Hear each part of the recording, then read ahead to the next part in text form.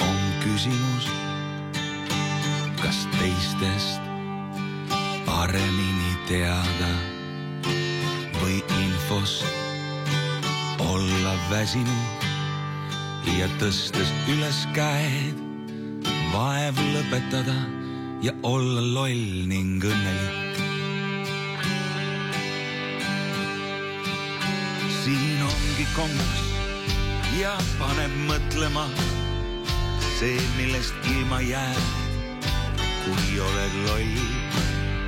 Kas see on hullumise vaeva väärt ning kui juba hull sa oledki, kas olla loll, siis enam ongi võimalik.